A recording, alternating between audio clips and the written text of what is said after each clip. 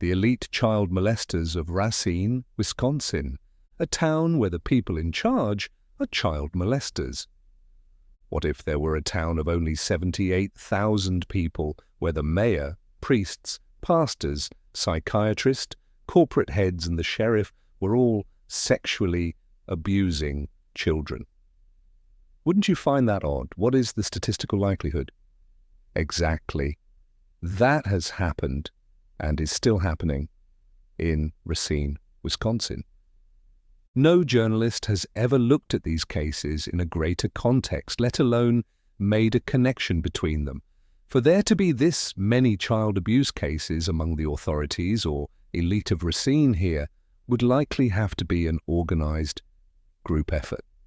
A cult, a gang, a ring, the mayor of Racine. In 2009, the popular mayor of Racine, Gary Becker, was arrested in a child sex sting.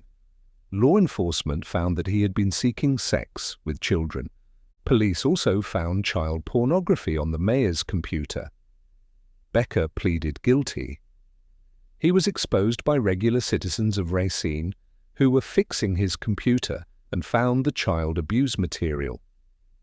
They alerted the police, who referred the case to the Wisconsin Department of Justice, who made the arrest. Word about it spread quickly in the neighborhoods. If there had been no exposure by normal citizens, would he ever have faced justice? The sheriff of Racine. In 2025, Racine County Deputy Sheriff Preston Kite was convicted for possession of child pornography, sexual exploitation of children, bestiality, and filming himself raping children. He pleaded guilty and was sentenced to prison. The sheriff's arrest uncovered a larger paedophile ring involving other public officials who were also avid sex abusers. One of those was Adam Westbrook, head of the Human Resources Department in Outgamey County, Wisconsin. The two men were friends. How do such people occupy positions of authority? The priests and pastors of Racine. In 2025, Bernabe Leon Alvarez, beloved by the community, was convicted of sexual assault of a minor and child enticement. He was sentenced to prison. Michael Benham, a priest at St. John Nepomuk Parish, Racine, admitted to repeatedly raping an 11-year-old boy and was defrocked in 2009. So far, I've listed only recent events. Let's add examples of how this kind of thing goes back decades. Timothy J. Gansel, youth minister at Wisconsin Grace Baptist Church, Racine, was convicted of sexually abusing a child in 1994. Jerome Lancer, who served at Sacred Heart Catholic Church in Racine, was accused of sexually abusing an 8-year-old boy from 1975 to 1976. Eugene Kreuzer, a pastor at St. John the Baptist Parish, town of Paris near Racine County line. Multiple allegations of abusing teenage boys over 2 decades. Daniel Budzinski, who served at St. Louis Catholic Church, Caledonia, Racine County area, admitted to an unfortunate incident with a young boy on a retreat, accused of abusing multiple boys aged 7 to 16 across assignments. Raymond Adamski, a pastor at St. Joseph's Parish, Racine area, was accused of inappropriately touching at least 6 underage girls between 1961 to 1983. Oswald Cruising, who served at Holy Name Parish, Racine, accused of repeatedly molesting young girls in the late 1950s to early 1960s. Teachers and daycare workers of Racine. In 2025, a 30-year-old daycare worker by the name of Crystal Lackman was arrested in Racine County and charged with possession of child pornography. It's the most recent in a string of cases ranging back decades. In 2017, Lance Stein, a daycare driver in Racine, faced charges of first-degree child sexual assault. In 2013, video footage of a Racine daycare center surfaced, upon which 2 daycare workers were charged with felony child abuse. In the video, a 2-year-old toddler was being punched and kicked while the workers watched and recorded without intervening. After the incident became public, the daycare center shut down. Between 2020 and 2025, 4 other daycare centers, other than the cases above, in Racine have had their licenses revoked. They were Moma Mia's Loving Daycare, Home Sweet Home, Family Daycare, Little Playmates Childcare, and Bell City Learning Center. Licenses were revoked for a variety of criminal conduct. In 2018, a Racine resident was charged with public assistance fraud after receiving $27,000 in state funds for a fake child care facility. In a town of only 78,000, that's 7 daycare centers involved in criminal activity, which is well beyond any statistical likelihood. In 2025, Jamil Sanders, a teacher at 21st Century Preparatory School in Racine, was charged and sentenced with sexual assault of a child. Joseph Klasma, the math teacher at Racine High School, was charged with using a student in the production of child pornography. In 2024, James Broatsman, a teacher at Prairie School, Racine was arrested and charged with possession of child pornography. The psychiatrist of Racine. Quoting from the article, "State and Winnebago County officials had to have been mortified in 1981 when the respected director of the Winnebago Mental Health Institute was busted in a Chicago suburb for molesting a young boy. And when similar accusations against William T. Borum began trickling in from Racine and Milwaukee counties, it really had to make state officials question the effectiveness of their applicant screening and hiring practices.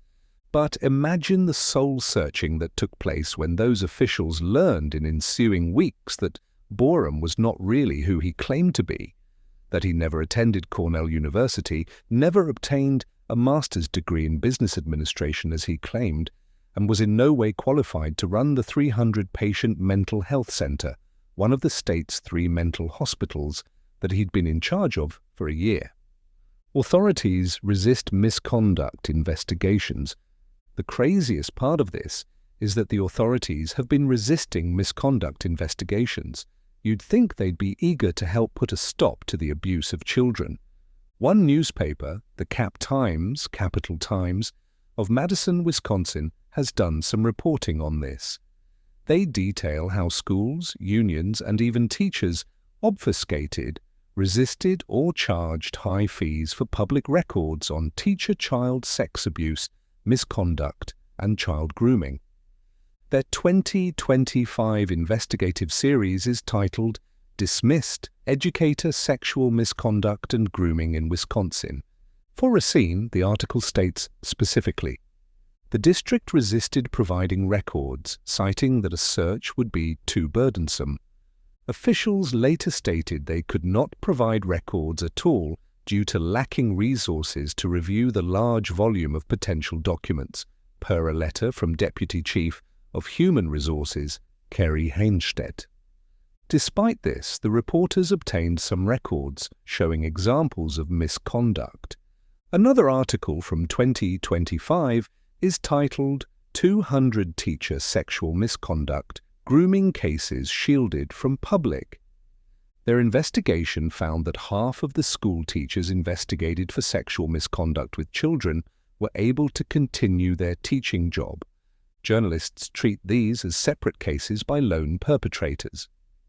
Sexual assault statistics for Racine are hard to come by, but as an example, in 2022, a total of 234 sexual assault reports were filed by the police for the city of Racine. If you do the math, you arrive at 300 reported assaults per 100,000 people. The national average is 38 to 40 people per 100,000. In cities of similar population, the normal rate is around 20 people per 100,000. The sexual assault rate of the town of Racine is more than 20 times higher than the national average and higher than many much bigger cities. Racine, then, is a special case, but why?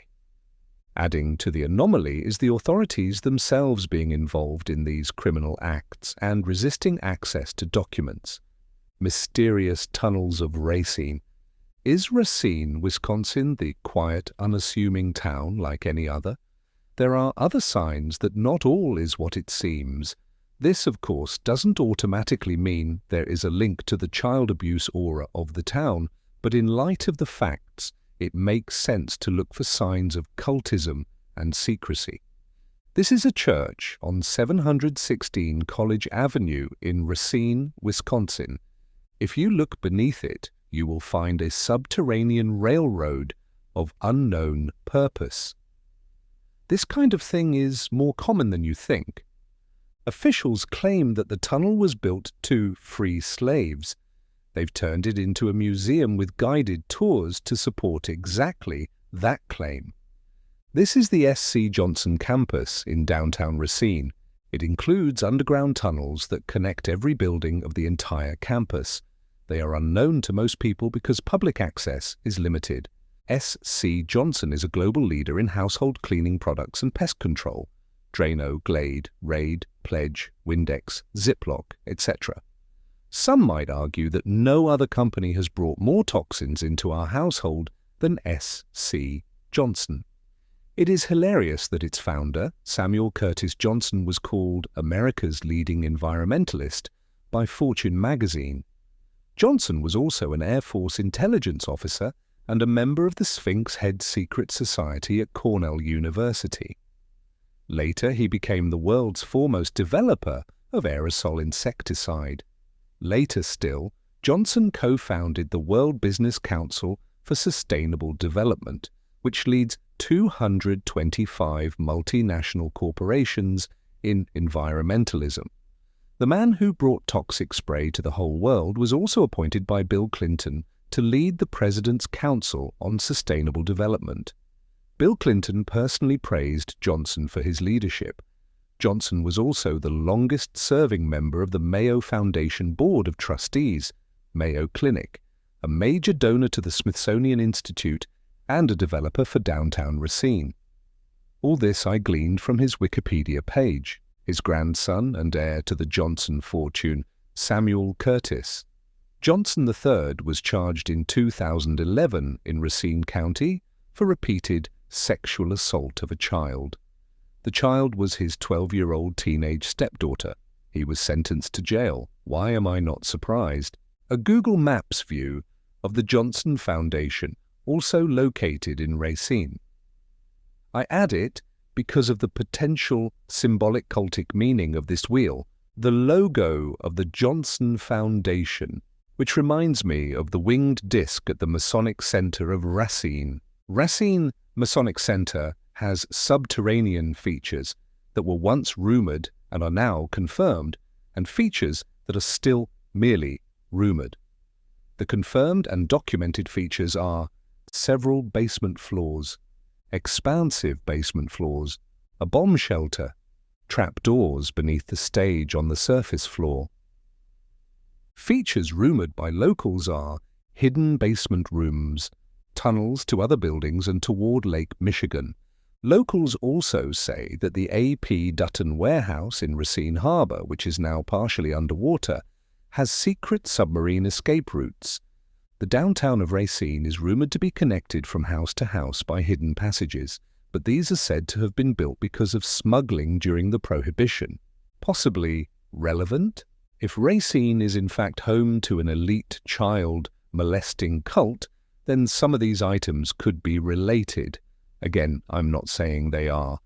I am looking for possible clues. The largest AI data center in the world is in Racine, Wisconsin.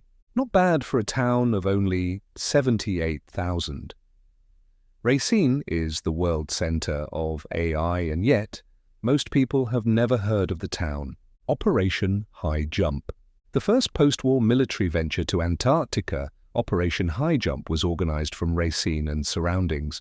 William Horlick of Racine, after who an Antarctic mountain range is named, contributed money, supplies, and machinery to the mission. The Kohler family of Kohler, Wisconsin, also contributed. Other contributors were from Chicago and Milwaukee, both in a 60 to 70 mile radius of Racine. Conclusion: I dug up other allegations around Racine, but chose to stick to the bare facts only because these are enough to inspire citizen investigation. In one way or another, the town's corporate head, psychiatrists, school teachers, daycare workers, sheriff, priests, pastors, and mayor were found to be abusing children. But they don't want to provide access to documents and data on the topic. But they do host the world's biggest AI hub and are fond of tunnels. The most powerful family of Racine also has connections to child abuse, Bill Clinton, population poisoning, and is fond of Egyptian symbols. What conclusion do I draw from this? I don't know, but I thought it worth sharing because I did not find this information put together like this anywhere in the internet.